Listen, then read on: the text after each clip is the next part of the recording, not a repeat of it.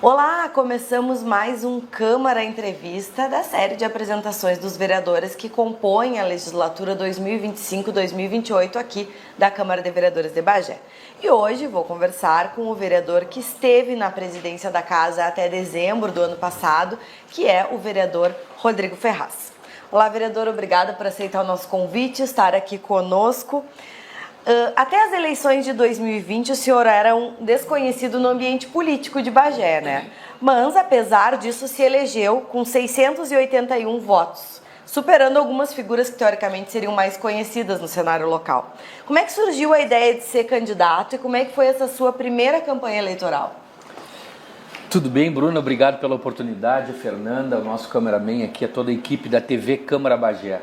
Bom, eu nunca tive pretensão alguma de ser político, nunca participei de nenhum certame político ao longo da minha vida, mas naquela ocasião me surgiu o convite, né, para mim participar da eleição, haja vista o projeto social a qual eu desenvolvi aqui em Bagé há muito tempo, que muita gente já conhece, né, e outras pessoas recém estão tomando conhecimento disso.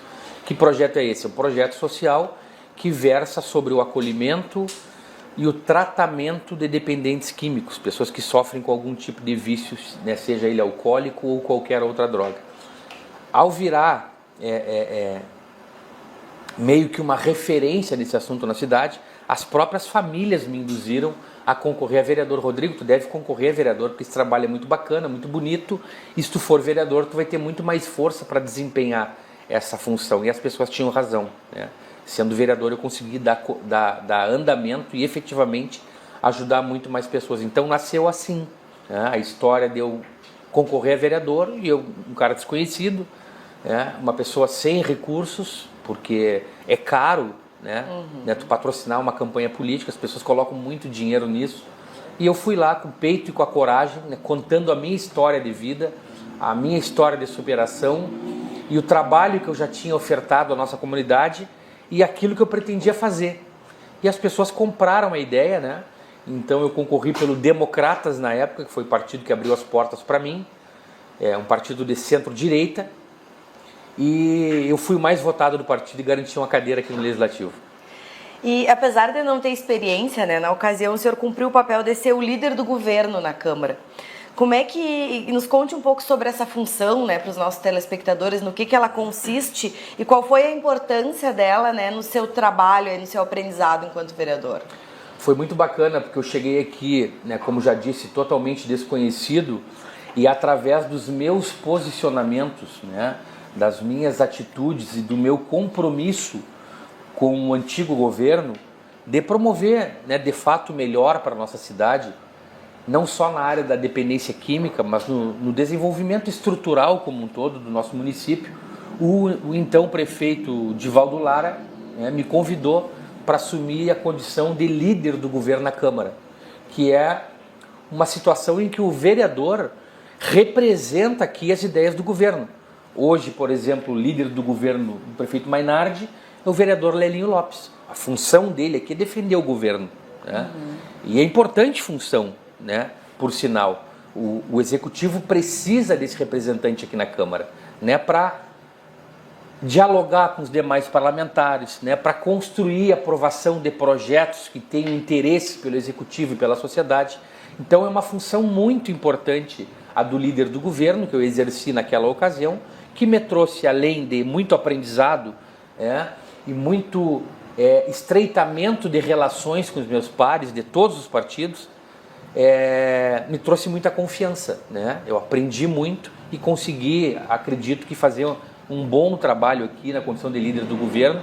Afinal, durante esse período todo que eu fui líder de governo, nós aprovamos 100% dos projetos que vinham do Poder Executivo. Eu consegui sentar com os vereadores do PT, com os vereadores, com os meus opositores, conversar, dialogar, negociar, né, e chegar no entendimento comum. É muito importante essa função de líder do governo. E agora, já como o senhor falou já no início da entrevista, né, vamos falar um pouco mais para o pessoal, lhe pedir para falar um pouco mais, né, para os nossos telespectadores sobre o convênio com a CAEX, o projeto Saber Viver e todo esse trabalho, né, que o senhor desempenha em função da recuperação de dependentes químicos, né, que acaba sendo a principal bandeira do seu mandato. Sim, essa bandeira ela é além, né, de uma bandeira de mandato. É um sentido nobre que eu encontrei para conduzir a minha vida. Todos sabem da minha história pregressa, né, das experiências que eu tive, que foram muito difíceis de enfrentar, eu e a minha família, né? Eu tive um episódio de dependência química, né? Foi um ato experimental, e isso acontece com a maioria dos jovens que porventura experimentam usar algum tipo de droga, e eu lá com 16 anos experimentei, né? E aquele ato experimental caminhou pelo hábito durante muito tempo, e aquele hábito, com o passar dos anos, se tornou uma necessidade. Ou seja, eu adquiri a dependência química. E dependência química é doença reconhecida pela Organização Mundial de Saúde. CID-F19 com algumas variantes, conforme a tua droga de preferência. E isso me causou muita dor, muito sofrimento, especialmente as pessoas que a gente mais ama, são as pessoas que mais sofrem. Envolve toda a família, Envolve né? todo mundo. As pessoas, o dependente químico, ele acaba não vivendo e não deixando ninguém mais viver à sua volta. E após muito tempo, né, desse longo sofrimento e dessa rotina extremamente desgastante, né, que eu não tenho vergonha nenhuma em falar, antes eu tinha vergonha de relatar isso abertamente, hoje eu tenho orgulho da minha história, Bruna, orgulho do que eu me tornei, né? Porque muitos vão por esse caminho, mas poucos superam, né? Não tenho nada na vida, mas o que eu tenho, não tem dinheiro no mundo que compre, que é paz de espírito, que é respeito das pessoas, que é a minha família ao meu lado, que é poder levantar e vir trabalhar, né, sem ter nenhum tipo de problema relacionado às drogas, como eu já tive. Agora, o dia 12 de abril, agora, pouco menos de um mês atrás, eu completei 10 anos de absoluta sobriedade. 10 anos sem ingerir uma gota de bebida alcoólica e nenhum tipo de outra droga, nada. Sobriedade total e absoluta. Isso me traz muito orgulho, assim, e a certeza que eu escolhi o melhor caminho. Viver sóbrio, limpo e perto das pessoas que eu amo, né? Então, essa história nasce assim, né? Com esta pauta que eu me elejo vereador e com o meu mandato aqui na Câmara, que eu consigo efetivamente construir políticas que beneficiem outras pessoas que também precisam dessa ajuda. Afinal, a droga está inserida em toda a sociedade, do mais rico ao mais pobre, do produtor rural ao filho do desempregado que mora na vila mais pobre de Bagé, do filho daquela pessoa que tem uma mansão no bairro mais nobre, aquela pessoa que não tem condições, do filho do intelectual ao filho do analfabeto, do branco, do preto. A droga, a gente costuma dizer que é democrática. A droga atinge todas as esferas da sociedade. E as pessoas me procuram aqui na Câmara todos os dias, através do meu telefone, através da minha assessoria, ou em loco aqui na Câmara, né, pedindo ajuda para o seu filho, para sua filha, para o seu marido, para sua esposa, às vezes para o pai, que é um dependente químico. A droga está em todos os lugares. Nós internamos uma senhora, professora concursada do estado do Rio Grande do Sul, viciada em crack, aos 63 anos de idade. Gente bem empregada, gente bem resolvida, gente com formação superior, gente analfabeta, gente com pouco estudo, enfim. Né? E esse trabalho que a gente consegue fazer agora aqui, de fato, vem transformando a vida de muitas pessoas, como transformou a minha. Por quê? Porque quando eu aceitei, né, e consegui entender que de fato eu estava inserido num local que eu não conseguia sair sozinho, né? Quando eu entendi que eu precisava de ajuda, que eu fui fazer um tratamento. A minha família me acolheu, como sempre, e eu fui me internar numa comunidade terapêutica chamada CAEX, lá em Pelotas. E lá o tratamento é de caráter voluntário. Fica quem quer. Tu não é obrigado a ficar. Mas quando tu chega lá, tu é muito bem acolhido. Os coordenadores e monitores que lá estão te esperando, que também passaram por esse processo de recuperação, eles te dizem o seguinte na chegada: Rodrigo, tu quer mudar a tua vida? Tu tá no lugar certo, irmão. Fica aqui que nós vamos te ajudar. Agora, se tu não quer, volta para o lugar que tu estava. Que a gente quer aqui pessoas que queiram e tenham a coragem suficiente para mudar a sua própria história. E eu falei, não, eu quero muito mudar minha vida. Então fica. Me deram um abraço caloroso, né? E eu já fui às lágrimas, porque isso mexe com a tua vida toda. E lá eu fiquei por 12 meses, um ano internado. Sabe o que é isso? A pessoa abdicar da sua própria vida, da sua família, durante 12 meses, voluntariamente. Eu tinha vontade de vir embora, mas Sabia que precisava ficar. algo me prendia, minha consciência me prendia. Cara, tu tem que ficar, termina o teu tratamento, conclui teu tratamento. E foi a coisa mais linda que aconteceu em toda a minha vida. Foi aquele momento que eu vivi lá dentro.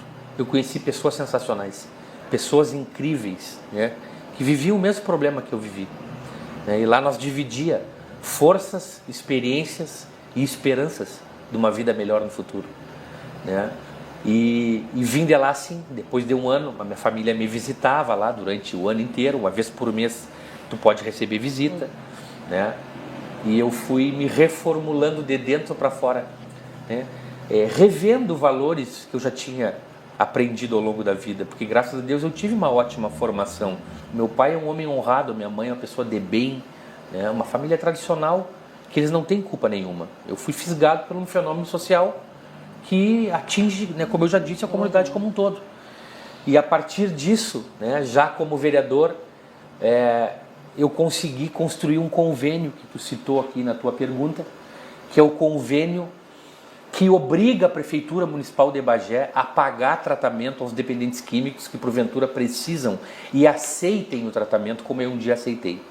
Então nós construímos inicialmente 10 vagas pagas pela Prefeitura e no outro ano nós renovamos o convênio e ampliamos de 10 para 20 vagas. Então, enquanto o governo passado administrava esse convênio, eu sei que as vagas lá estavam sempre completas. Sempre tinha 20 pessoas lá em tratamento e fila de espera, inclusive, para conseguir uma nova vaga. E as pessoas que vão para lá, como eu disse, é em caráter voluntário. E o que eu consegui colocar lá em parceria com a Rede TC de cursinhos que tem aqui em Bagé, que eu agradeço a Cris, que é a proprietária da Rede TC. Nós conseguimos colocar lá dentro da CAEX um laboratório de informática, uma sala tipo tamanho dessa, com meia dúzia de computadores. E lá nós ofertamos àquelas pessoas que estão em tratamento mais de 200 cursos gratuitos. Cursos de baixa complexidade, sim, mas que para aquelas pessoas que muitas vezes não têm nada, é uma porta de recomeço. Né? Nem todo mundo teve a sorte que eu tive, de ter um pai, de ter uma mãe, né? De ter valores morais dentro de casa. Tem pessoas que a gente junta da rua, que a gente ajuda, que a pessoa faz o tratamento, volta de lá com brilho no olho e tu devolve essa pessoa para onde? Muitas vezes tu devolve essa pessoa para o lugar que ela adoeceu. O pai está preso, a mãe vende droga, a casa é um ambiente de violência doméstica e consumo de substâncias psicoativas e bebida alcoólica. Que chance essa criatura tem de se manter bem? É quase nula a chance dessa pessoa perseverar na sua recuperação. Então, né, pensando nessas pessoas que são muito desassistidas, inclusive pelo governo, não só municipal, mas governo federal como um todo, isso é histórico, né? As comunidades terapêuticas, inclusive, nascem na década de 70 justamente para cobrir uma lacuna que o Estado não consegue ofertar tratamento às pessoas, né? Salvo o tratamento convencional, que é oferecido pelo CAPS, que ajuda muita gente, por óbvio, né? Mas muitas pessoas não conseguem aderir ao tratamento convencional. O nível de dependência é tão crônica que a pessoa precisa de um tratamento mais contundente. O CAPS oferece, por exemplo, a reclusão, né? Que tem que tirar aquela pessoa da sociedade até que ela se recupere para voltar. Exatamente. E agora, através dessa necessidade que nós identificamos, Bagé se torna exemplo para o Estado e pioneira nesse assunto de convênios para tratamento de usuários de drogas. Então já são centenas e centenas de pessoas que foram recuperadas através desse projeto, né? Através do projeto Saber Viver, que ensina as pessoas a voltarem a ter amor pela vida, amor próprio, né? E ressignificarem a sua história. Isso não tem preço, Bruna. É a coisa mais gratificante que tem. Eu sou premiado a cada visita que eu recebo no meu gabinete, daquela pessoa que cruza a porta da minha sala já com os olhos cheios de lágrimas, para me dar um abraço e me agradecer por ter conseguido superar isso e hoje está tendo a oportunidade de viver em paz, de viver longe das drogas, de viver próximo aos seus amores, à sua família. Então é um trabalho que Deus me oportunizou fazer através da minha própria história, né, de ter superado e através do meu exemplo de superação ser fator de transformação na vida de outras tantas pessoas, independentemente de eu ser vereador ou não, de eu me reeleger ou não na próxima eleição, não sei o que vai acontecer. Esse trabalho eu vou levar pro resto da minha vida, porque é muito gratificante. Mas sem dúvida que ter um cargo ajuda na questão de formar as políticas públicas para trabalhar em torno do tratamento dos dependentes químicos, né? Com certeza ajuda, porque aqui, tendo uma cadeira no parlamento, a gente representa uma parcela importante da comunidade que nos dá condição de, através do mandato, propor projetos de lei, propor iniciativas que de fato venham ao encontro dessas pessoas e dessas famílias e da sociedade como um todo. Porque no momento que tu tira um dependente químico da rua, um usuário de droga que está ali na lata de lixo na esquina, sabe aquele cidadão que está ali dentro da lata de lixo, dentro do container, aquele cara tem uma família. Ele não nasceu de uma cegonha. Ele tem uma mãe, que está lá numa vila chorando. Ele tem um pai, às vezes ele tem uma filha, um filho, uma esposa, uma vida interrompida pela drogadição, pela dependência química. E no momento que tu tira essa criatura da rua, às vezes não tem nem dente mais, não toma banho faz um mês, não tem problema. A gente pega, dá um abraço, tenta identificar nele um foco de autoestima, dá um banho para ter comida, uma roupa limpa, pegamos ele pela mão e levamos ele para lá, para Caex. Tu não tem noção do significado que tem isso para mim.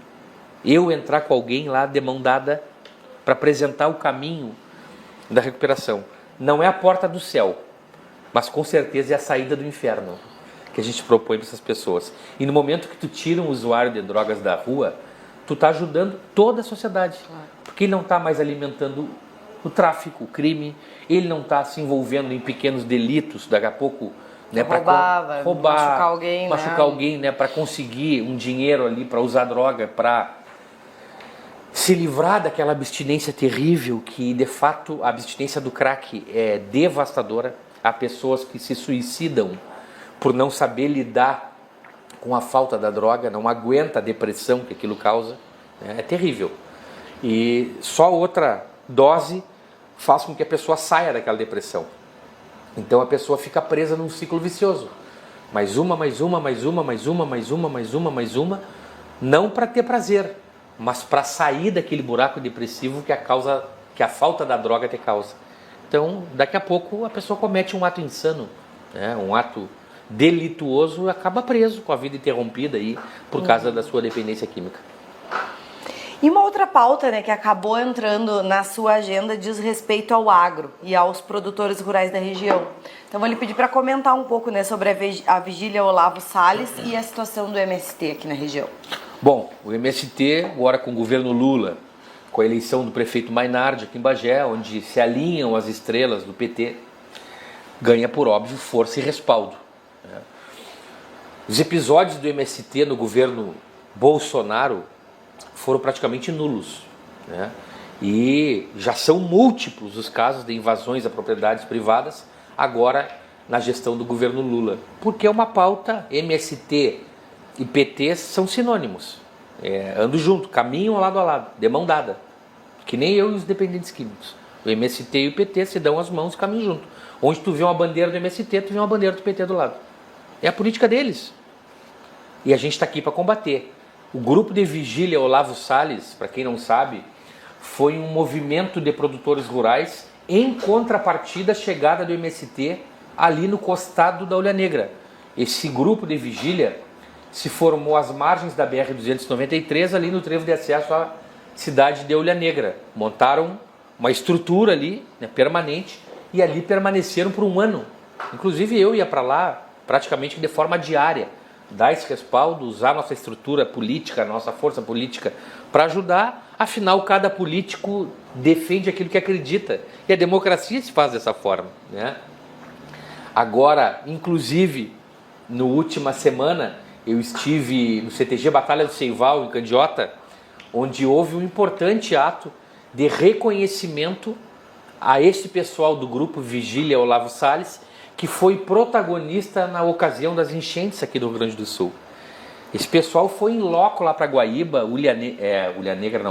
Guaíba e Eldorado, levaram seus barcos, levaram alimentos, cozinha de campanha, eles passaram lá semanas resgatando gente, animais, servindo comida. Olha, fizeram um trabalho heróico lá, como eles e outros tantos voluntários do Rio Grande do Sul e até de fora do estado ajudaram o nosso povo aqui. E a Câmara de Vereadores também fez a sua parte.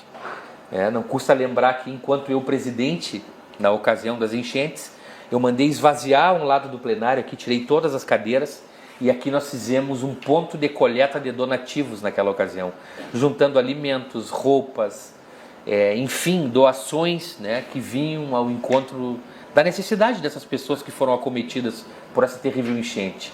Mandamos muitas cargas de mantimentos para Pelotas, que também, né, sofreu, né, com as consequências da enchente, e também levamos mantimentos direto lá para Guaíba e Eldorado, onde estava essa equipe do grupo de vigília Olavo Salles, que continua existindo. Não estão mais lá nesse ponto de controle, mas agora eles estão com um projeto do vigília itinerante. Então eles vão marcando posições, né, em locais que consideram estratégicos, com a finalidade de coibir o avanço desse terrível mal chamado MST. E além das pautas, né, relacionadas ao combate e à prevenção ao uso de drogas, como a gente já falou bastante aqui, que outros projetos do seu mandato, emendas, o senhor destacaria? Olha, nós temos aqui um projeto, a pauta principal, né, o carro-chefe do nosso mandato, até por compromisso que eu tenho com a nossa comunidade, são projetos que versem sobre a questão da dependência química. Políticas públicas que de fato contribuam com o avanço deste combate à drogadição, né? Não é combate ao tráfico, isso eu não faço. Quem se envolve com isso é a polícia. Eu não sou polícia, o meu papel é acolher aquela criatura que não aguenta mais sofrer. Aquele cara que jogou a toalha, que não sabe mais para onde correr, perdeu o sentido de viver. Esse que está lá dentro da valeta, eu vou lá e dou a mão para ele. Esse é o meu papel. A outro lado, quem faz é o Poder Judiciário e a polícia. Essa é a bandeira-chefe, né? E aí, dentro disso, né, existem outras tantas bandeiras que eu defendo, né, como, por exemplo, o combate ao MST e o respeito à propriedade privada.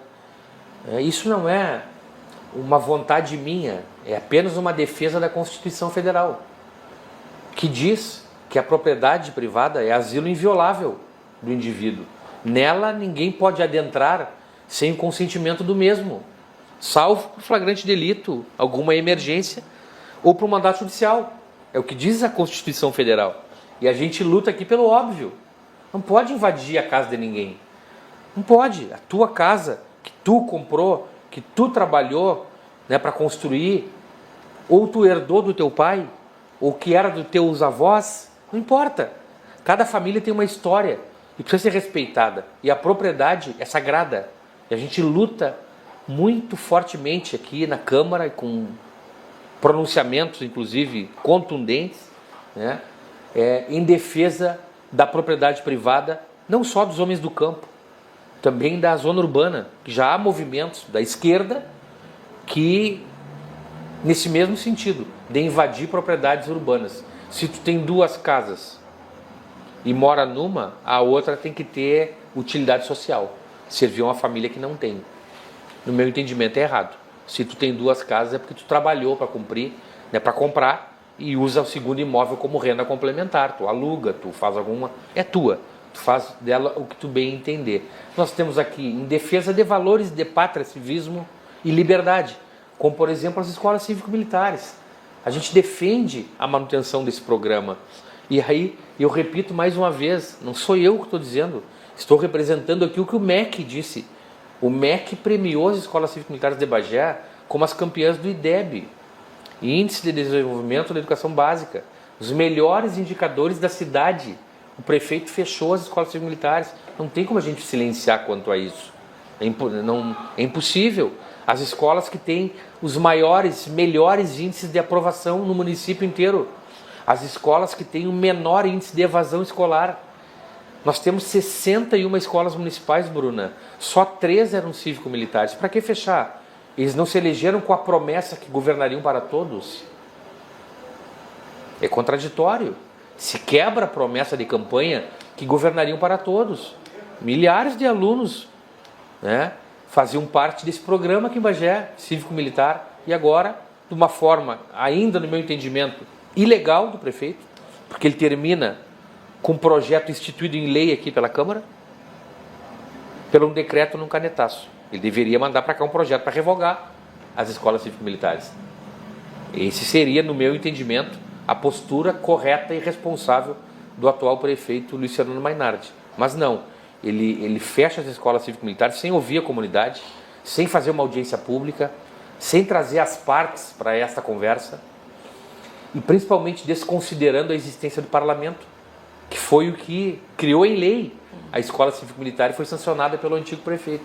Então, assim, no meu entendimento, é um show de horrores que está acontecendo, haja vista as promessas de campanha que diziam governar para todos, mas não. Na minha opinião, é uma decisão meramente política ideológica.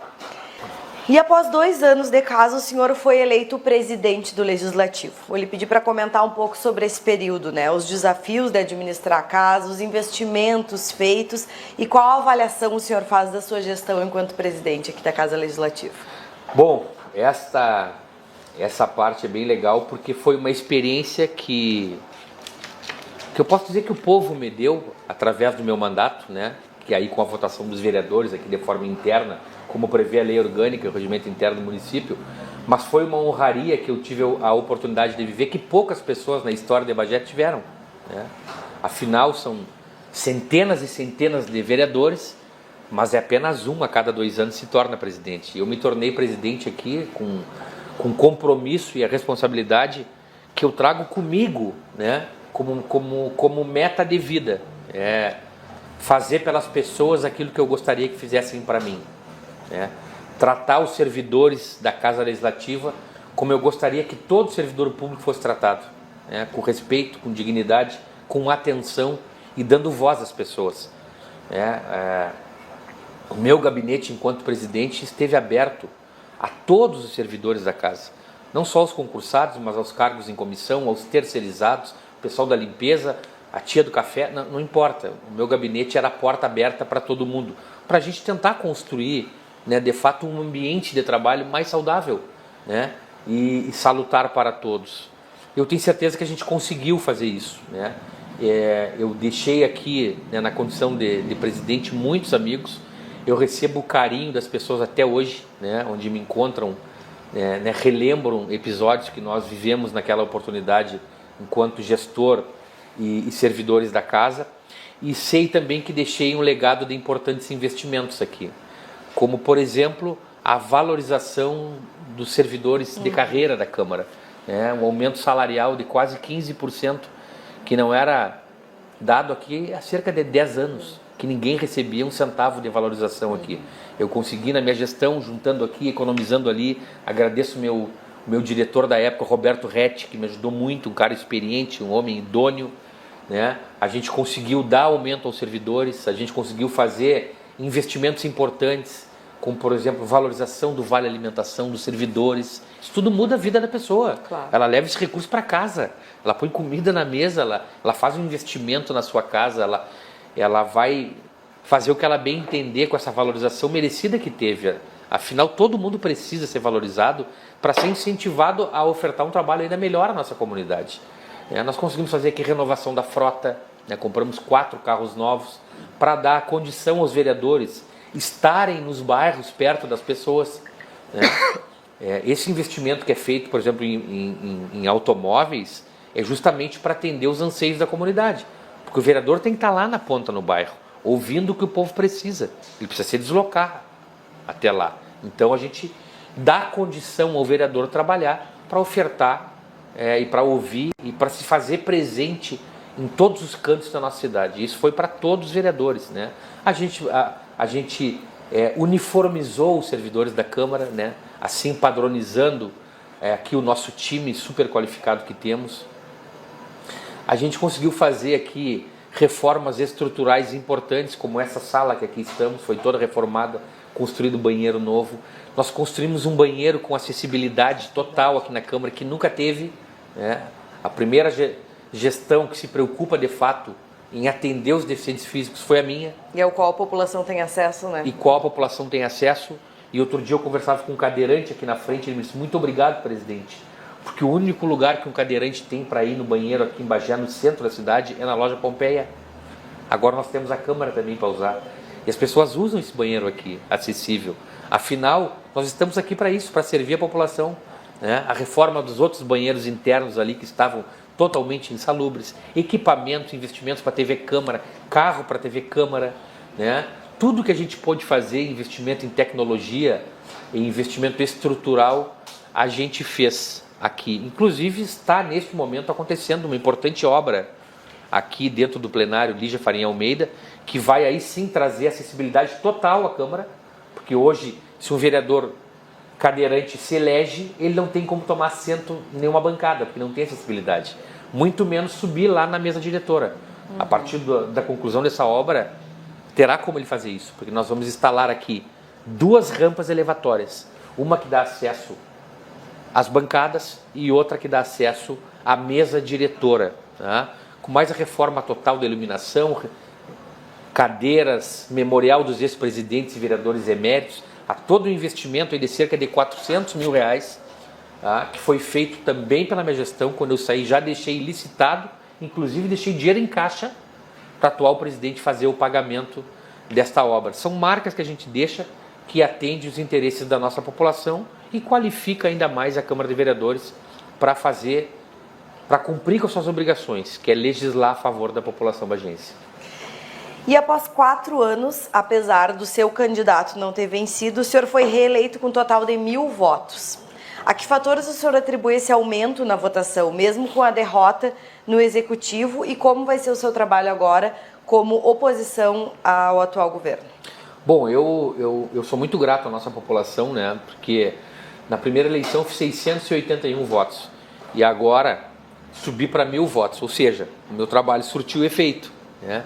E eu devo isso a todos os segmentos que eu venho atuando, né? Ao pessoal da direita, né, que reconhece a minha atuação como um defensor desses valores que eles acreditam, o pessoal do agro, né, está inserido nisso, mas principalmente a essas famílias que eu atendo, essas famílias que vivem a realidade da dependência química e precisam desse acolhimento e desse norte para restabelecer a sobriedade dessas pessoas afetadas por isso.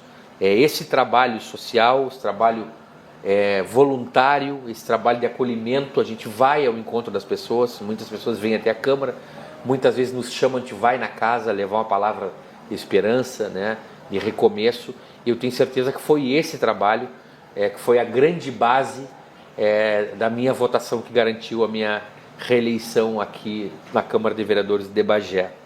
E agora, como opositor, né, eu preciso, por óbvio, fazer o meu papel. O que ocorre? A oposição é muito importante, Bruna. Não existe democracia sem oposição. Senão, né, se todo mundo concordar, se todo mundo pensar igual, todo mundo concordar, a chance de errar é muito maior. Então tem que ter o contraponto, tem que ter o contraditório, tem que ter a cobrança, a fiscalização, né? E isso nós vamos fazer aqui, já estamos fazendo. Acabei de vir da Rádio Pop Rock, onde pontuei várias questões que estão em discordância com o atual governo. Afinal, já estamos aí com 4 meses e eu não consigo enxergar nada na minha frente, a não ser uma nuvem de fumaça. Não tem uma ação média de asfalto, não tem escola militar fechada, casa de hospedagem fechada, ecoterapia, 43 crianças desassistidas há 4 meses. Imagina o retrocesso no tratamento dos autistas, que isso pode ser irreversível. Um retrocesso que pode nunca mais ser restabelecido.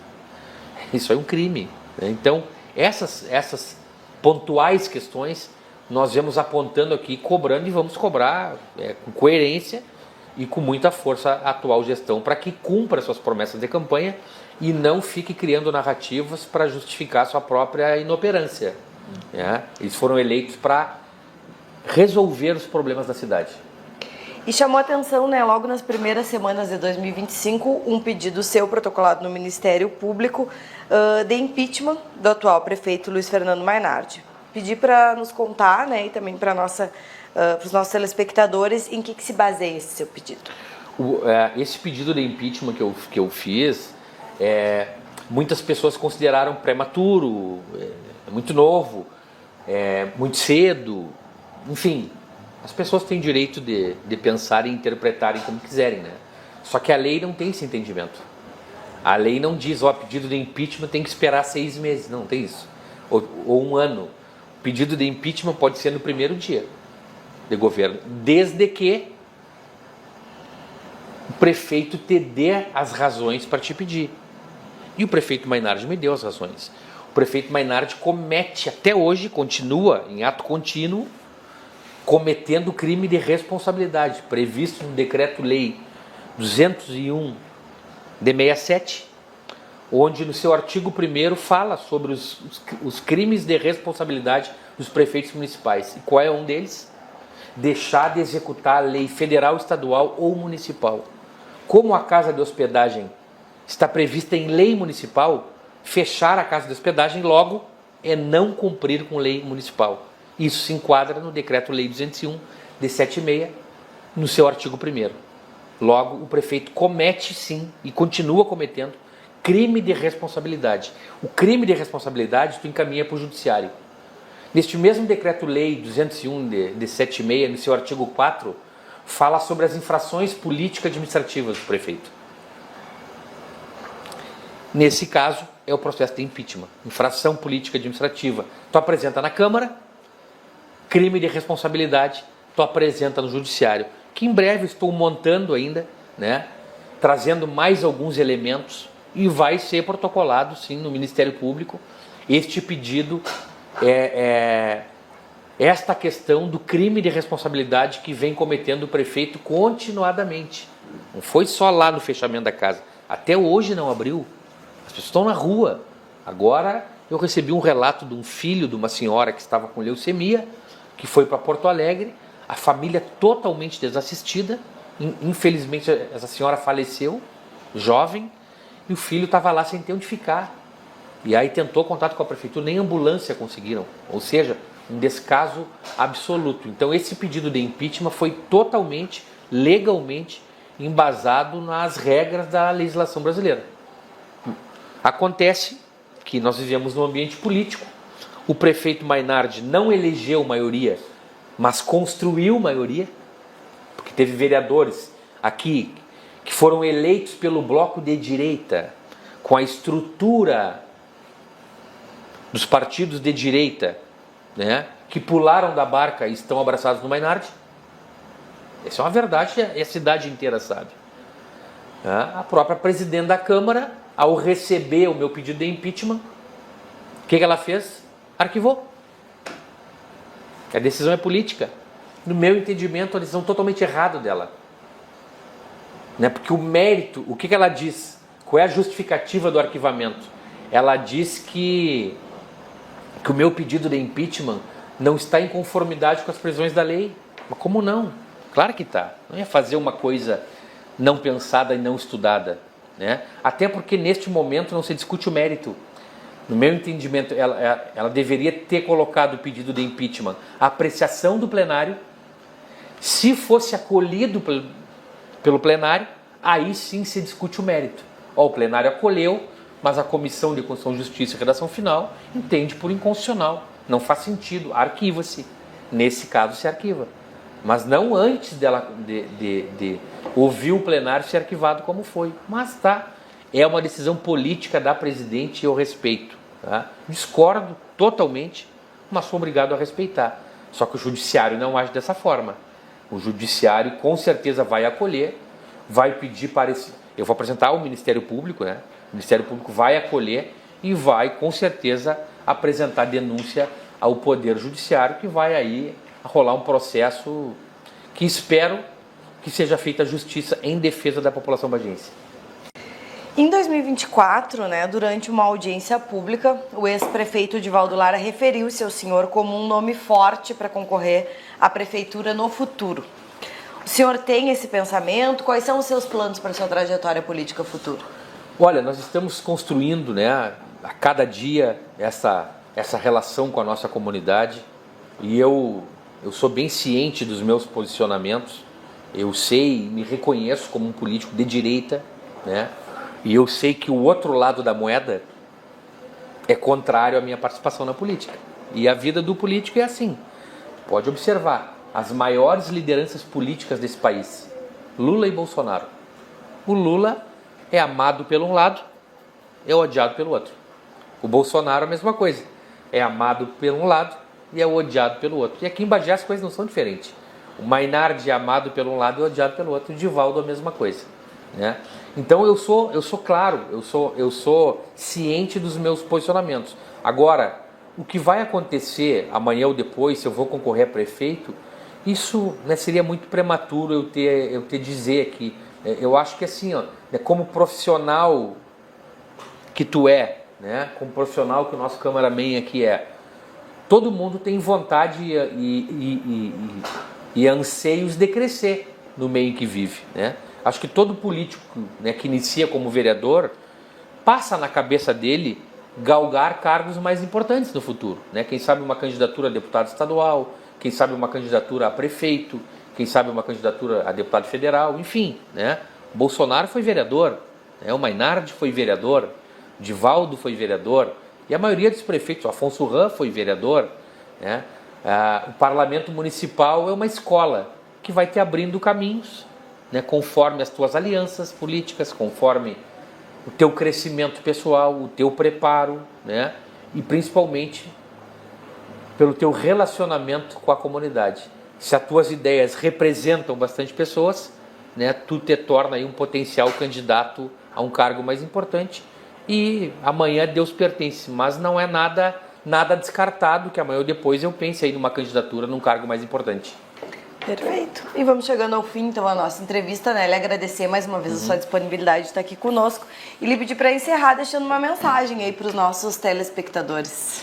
A mensagem que eu deixo é a seguinte: preserve sua vida, cuide da sua família, não desista daquele que porventura esteja vivendo um momento de conflito pessoal, seja ele com as drogas, seja ele emocional. Procure ajuda especializada. A vida não é fácil, né? Mas também é muito boa de se viver. E aqui na Câmara de Vereadores, a comunidade bagense tem um representante chamado Rodrigo Ferraz, esse que vos fala. Caso você precise de ajuda, conheça alguém, né, que sofra com algum tipo de vício, com a dependência química, me procure aqui na Câmara, entre em contato pelas nossas redes sociais, que a gente vai ao encontro da pessoa, oferece todo o acolhimento e toda a ajuda que a pessoa precisa. A Câmara de Vereadores está de portas abertas para toda a comunidade. Todos os dias, de segunda a sexta-feira, o meu gabinete está à disposição. Muito obrigado pela oportunidade e muito obrigado pelos 1000 votos que me reconduziram a uma cadeira aqui no Parlamento bagense. Perfeito. Mais uma vez, então, muito obrigado pela sua disponibilidade. Nós encerramos aqui, então, mais um Câmara Entrevista, esse com o vereador Rodrigo Ferraz. Continue acompanhando a nossa programação e também as redes sociais da TV Câmara Bagé. Até mais!